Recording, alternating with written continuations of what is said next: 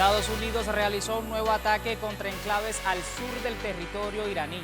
La nación persa asegura que no retomará el diálogo mientras la Casa Blanca continúe con sus agresiones.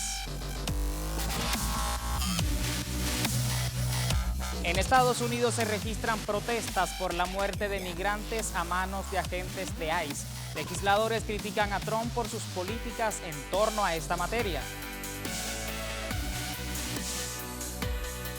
En Venezuela continúa la búsqueda de terrenos aptos para iniciar la reconstrucción del país tras los terremotos de junio pasado. Congresistas de Estados Unidos exigen el levantamiento de las sanciones que pesan sobre Caracas para hacer frente a la emergencia. Saludos, bienvenidos a El Mundo Ahora, con los adelantos de las noticias más relevantes de la jornada. Ya comenzamos. Acompáñenos durante los próximos 27 minutos de programa.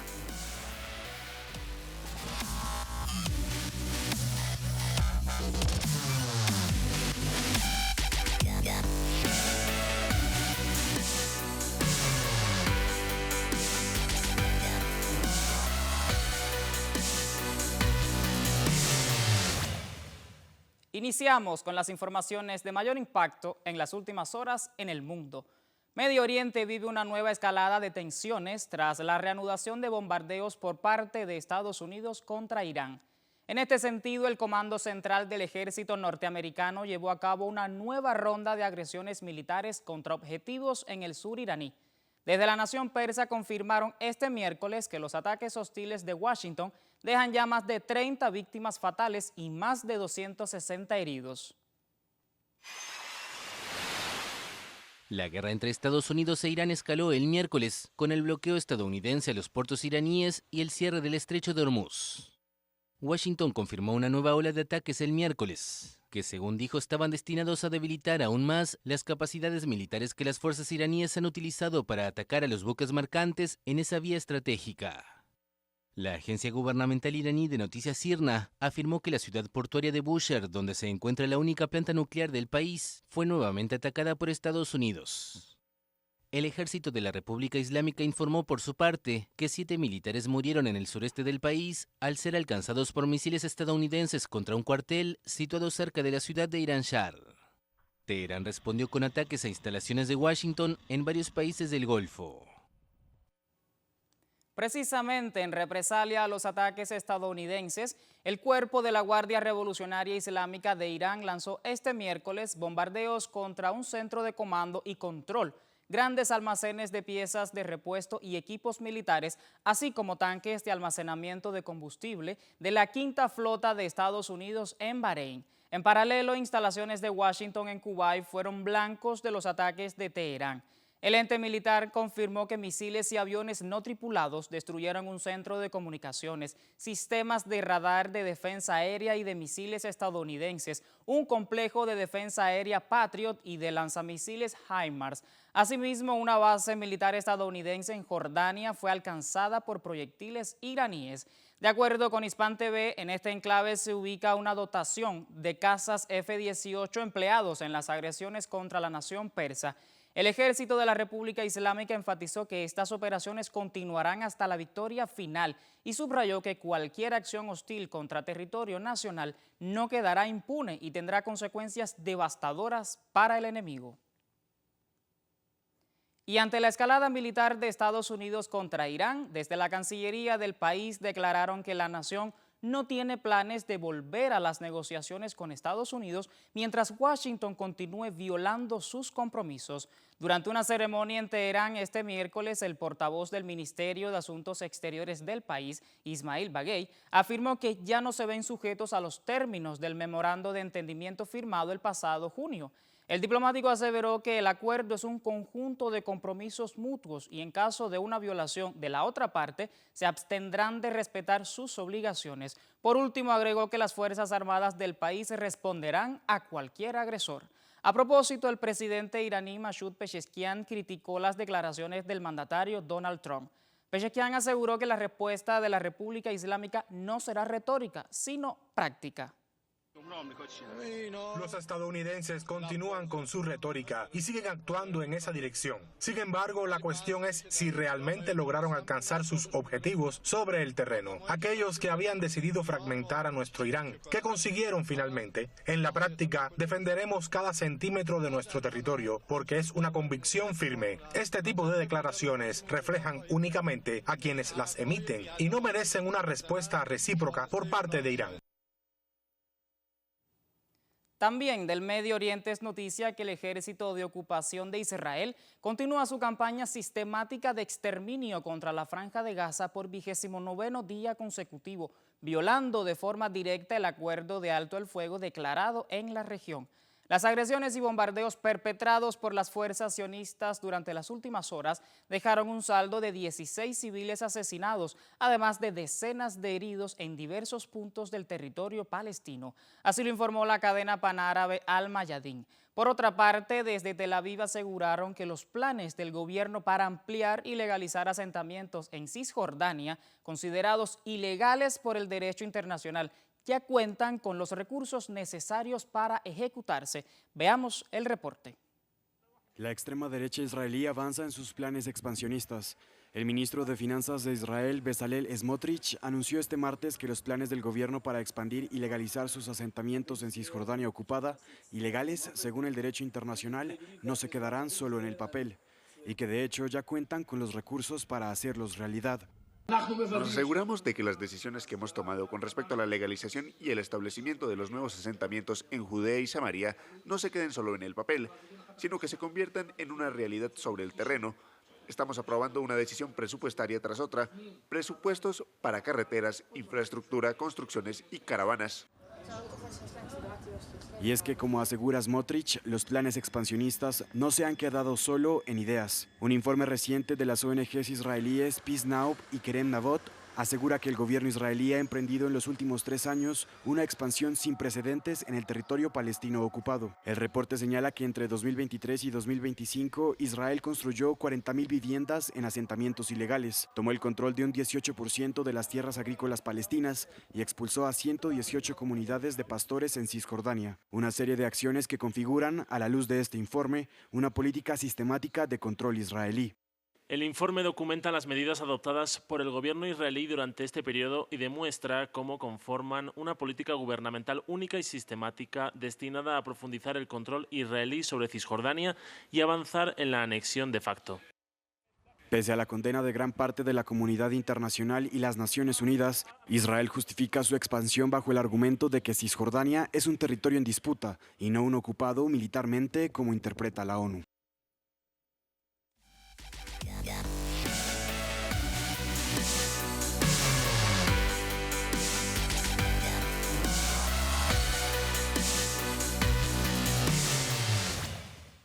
Revisamos otras noticias, pues el actuar del Servicio de Inmigración y Control de Aduanas de Estados Unidos volvió a situarse en el centro del debate político en el país. Le informo que el pasado lunes el migrante colombiano Joan Sebastián Guerrero fue asesinado en el estado de Maine en un incidente que involucró a miembros de la mencionada agencia. La Coalición por los Derechos del Inmigrante en la ciudad donde se consumó el hecho detalló que se trataba de un hombre de 26 años con autorizo para trabajar en la nación norteña y con un número de seguro social. También se conoció que en horas del martes un hombre de 28 años murió atropellado mientras huía de agentes federales de ICE en el estado de Florida. Estos casos tienen lugar a pocos días de que otro uniformado matara de un disparo al migrante mexicano Lorenzo Salgado Araujo en Houston, Texas, en una acción que provocó una dura respuesta del gobierno de México. La persecución contra las comunidades migrantes ha sido una práctica recurrente de la política interna de la actual administración estadounidense. Las más recientes acciones encuentran rechazo en la ciudadanía del país norteño. Justicia para Joan Sebastián. Con este reclamo continuaron las protestas contra el ICE en Maine. Ante la sede del Servicio de Inmigración y Control de Aduanas de Estados Unidos, la comunidad rechazó la muerte del migrante colombiano de 26 años a manos de un agente que le disparó. Esto no concuerda con los valores de nuestra comunidad ni con los de la gente a la que represento. Por lo tanto, creemos que esto era algo que se veía venir desde hace mucho tiempo y esta es una organización completamente fuera de control. Esta crueldad, la administración Trump se basa simplemente en la crueldad y tiene que parar ya. El ICE ha recibido financiación, están por todo el país, no rinden cuentas a nadie.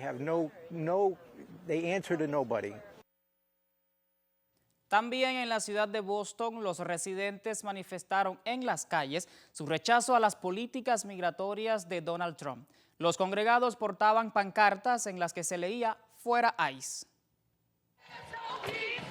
Con pancartas, banderas y consignas pidiendo justicia para Johann Sebastian, los manifestantes denunciaron lo que califican como un aumento de los operativos migratorios y pidieron mayor protección para la comunidad inmigrante. Activistas comunitarios aseguraron que la muerte del colombiano ha incrementado el temor entre muchas familias que ahora evitan salir de sus casas por miedo a ser detenidas, pero también creen que estas protestas están generando cambios. Mismo Trump dijo que ya no quiere que los agentes de ICE paren a la gente en sus autos. Es porque ya saben que hemos llamado hoy muchísimas manifestaciones en todo el país. No se diga que ya en Texas y en Maine también ya hubieron manifestaciones ayer y esta semana, porque no solamente mataron a Johann ayer en Maine, sino también a Lorenzo en Houston hace solamente 7 días. Es trágico porque, se usa la excusa como de, están en un carro y que no está seguro. Él estaba manejando súper lento, él estaba moviéndose, y sin violencia se pueden hacer las cosas, pero desafortunadamente ellos casi no tienen ningún entrenamiento y están listos por usar sus armas. Un experto en seguridad considera que la decisión de la administración Trump de suspender temporalmente las paradas de tránsito realizadas por ICE busca reducir riesgos para civiles mientras se revisan los protocolos de intervención. Son miles de efectivos los que tiene ICE en este momento operando en todos los estados de la nación, entonces es completamente difícil poder parar para entrenar, y lo más fácil que hacen es cambian protocolos e inmediatamente los mandan a cada uno de los estados para que con esto lo que estaban haciendo antes pueda pararse temporalmente o definitivamente. Sin embargo, advierte que la medida sería únicamente provisional y no representa un cambio permanente en la política migratoria. De regreso a la protesta, organizadores exigieron que se esclarezcan las circunstancias del operativo en Maine. El caso permanece bajo investigación y ha provocado reacciones tanto en Estados Unidos como en Colombia.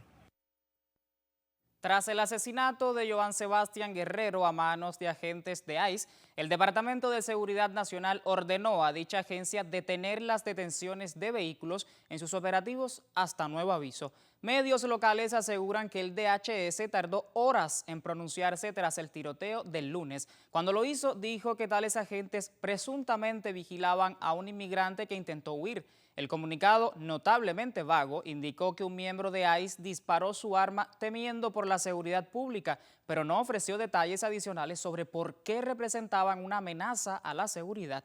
No obstante, la oficina del senador Angus King de Maine aseguró que el hombre fallecido no era el objetivo de la orden de expulsión que tenía la entidad. Al igual que Guerrero, Salgado Araujo tampoco era el centro de la operación que resultó en su muerte.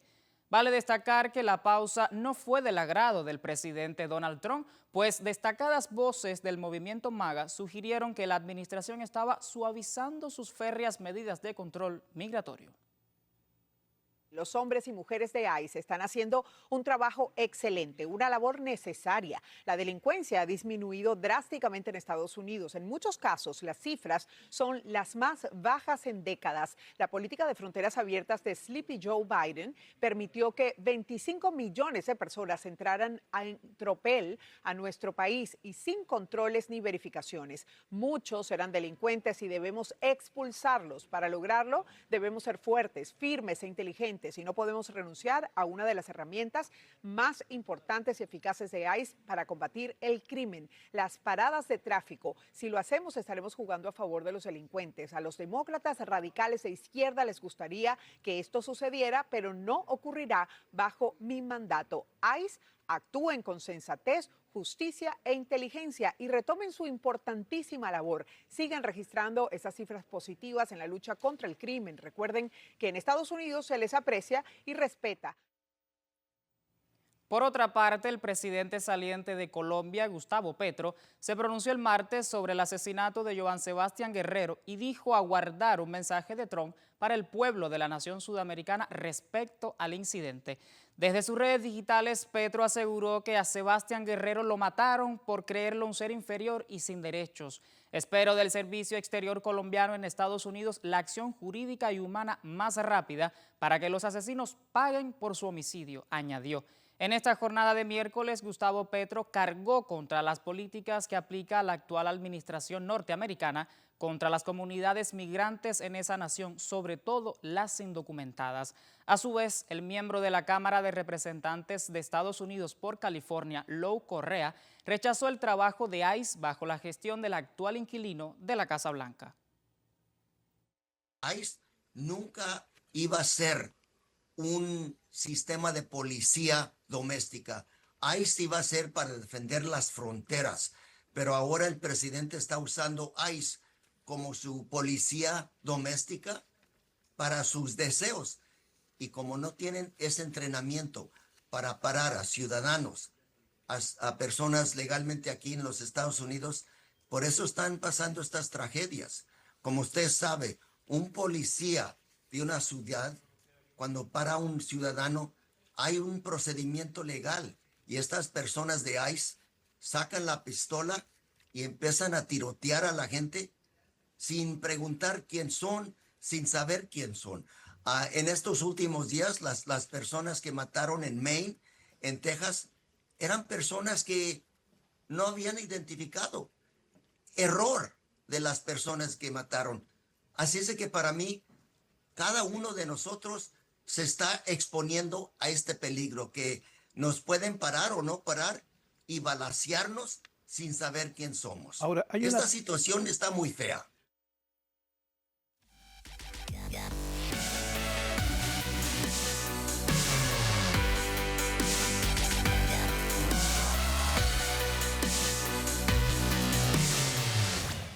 Más contenidos. El presidente de la Asamblea Nacional de Venezuela, Jorge Rodríguez, informó este miércoles desde sus redes sociales digitales que el número de víctimas fatales en el país a consecuencia del doblete sísmico del pasado 24 de junio es de 4.829 personas. El jefe del Legislativo Sudamericano agregó que los heridos superan los 16.700, mientras los rescatados rondan los 6.500.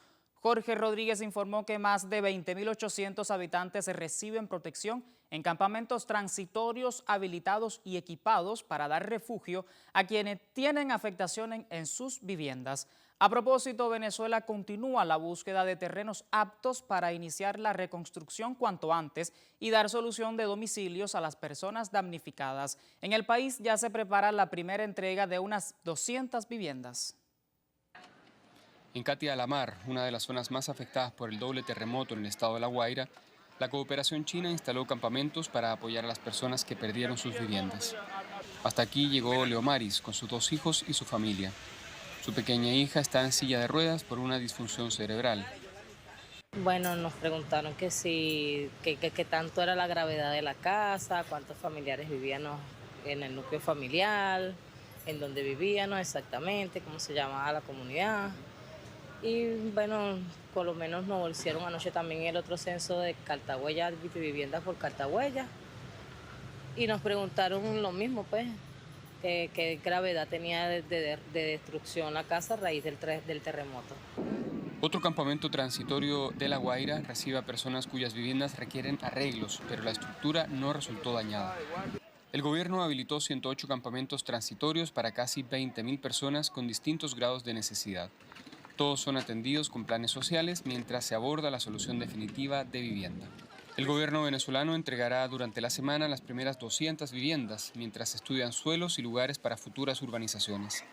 El país debate sobre dónde reconstruir y si es viable volver a levantar viviendas donde estaban anteriormente emplazadas.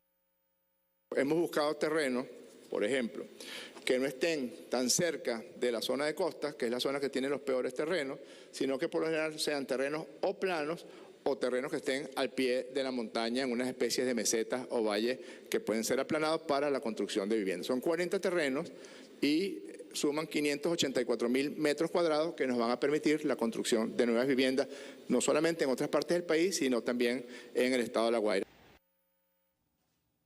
Ahora le informo que en La Guaira se supervisó el funcionamiento del Centro de Disposición Transitorio habilitado en el este de la entidad. En la institución se clasifican, procesan y reducen de forma segura los desechos procedentes de las infraestructuras que resultaron afectadas por el doblete sísmico de junio pasado. De acuerdo con la multinacional Telesur, las labores en este centro permitirán disminuir en un 80% el volumen total de los materiales recolectados. También trasciende que los diputados de la Asamblea Nacional de Venezuela aprobaron este martes por unanimidad el proyecto de acuerdo en solidaridad con las víctimas del terremoto del 24 de junio de 2026 y en respaldo a las acciones de atención a la emergencia humanitaria, al tiempo que respaldaron las acciones de emergencia impulsadas por el Ejecutivo. Los diputados de Venezuela aprobaron este martes por unanimidad el proyecto de acuerdo en solidaridad con las víctimas del terremoto del 24 de junio de 2026 y en respaldo a las acciones de atención a la emergencia humanitaria, al tiempo que respaldaron las acciones de emergencia que impulsa el Ejecutivo, informó la Asamblea Nacional. Hoy como pueblo venezolano acompañemos más que nunca a quienes más lo necesitan. Hoy pongamos nuestras manos a disposición y convirtámonos todos y todas en la gran brigada permanente, activa, de solidaridad al pueblo todo que tanto lo necesita y que producto de esta catástrofe natural hoy debe renacer en medio de las dificultades. Colmenares, quien fue la encargada de presentar el proyecto, agradeció la labor de rescatistas, voluntarios y fuerzas de seguridad ciudadana. Por su parte, el presidente del Parlamento, Jorge Rodríguez, rindió homenaje a la diputada por la Guayana Esequiba, Jessica Carolina de León, quien falleció junto a su hija durante el sismo. Rodríguez se refirió además a los legisladores por el estado de La Guaira, quienes no miraron atrás después de la devastación y todos se fueron a acompañar a sus vecinos. 14 congresistas demócratas exigieron al presidente de Estados Unidos, Donald Trump, el levantamiento inmediato de las sanciones económicas que pesan sobre Venezuela tras los destructivos terremotos que azotaron el norte de ese país. En una carta enviada también al secretario de Estado Marco Rubio y al secretario del Tesoro Scott Bessent, los legisladores urgieron el desbloqueo de los fondos petroleros congelados en el exterior. Enfatizaron que si bien los desastres naturales son inevitables, el actual cerco económico impuesto por Washington obstaculiza la capacidad de respuesta y los esfuerzos de reconstrucción.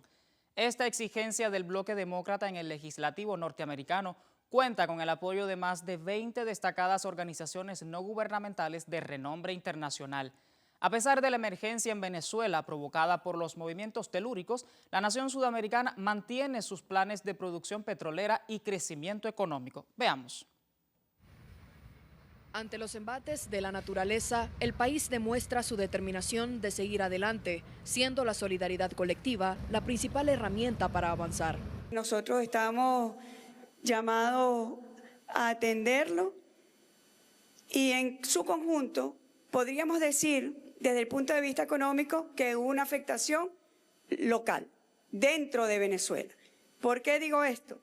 Porque lo que tiene que ver con las fuentes de ingresos de nuestro país se mantienen en su curso de crecimiento.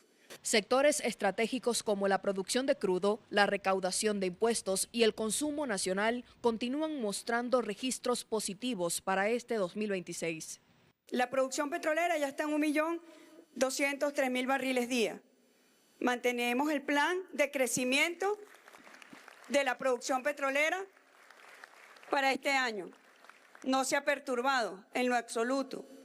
La actividad tributaria igualmente, reportando crecimiento. Y un dato que a nosotros siempre nos gusta usar, que es el consumo real al mes de junio, mantiene un crecimiento del 33%.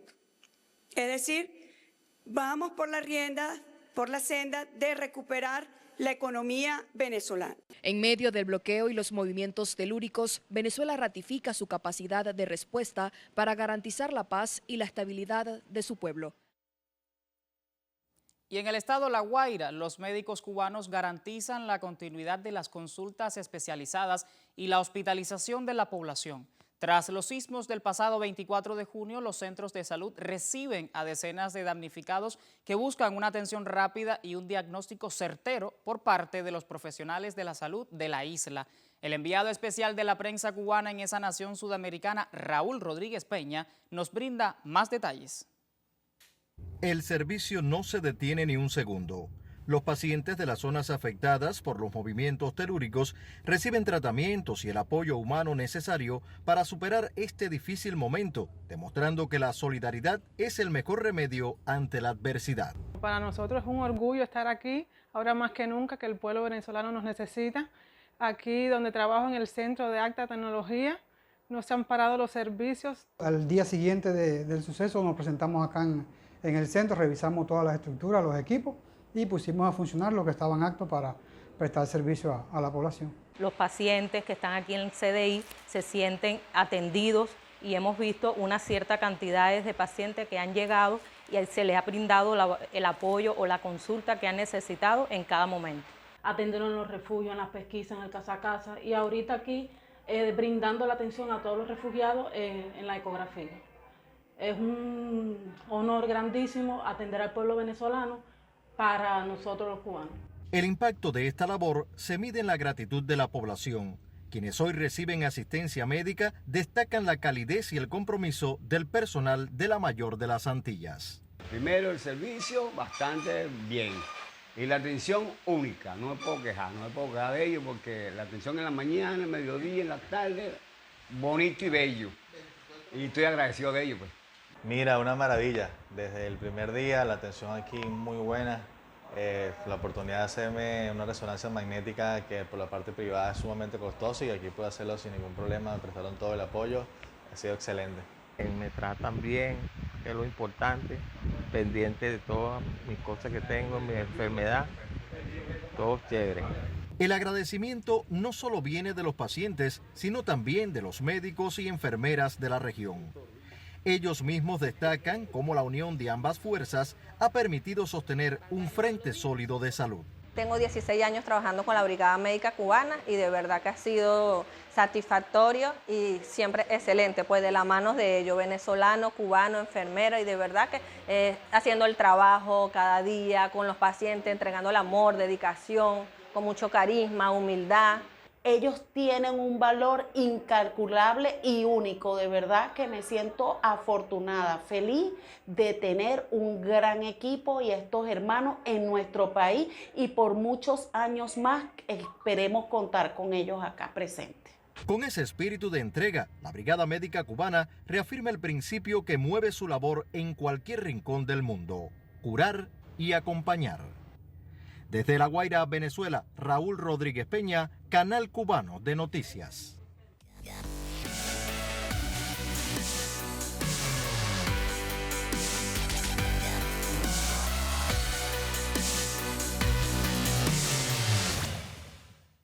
Y con el repaso de las noticias más relevantes del panorama internacional en las últimas horas, ponemos punto final a esta emisión del programa. Usted manténgase informado con el Canal Cubano de Noticias.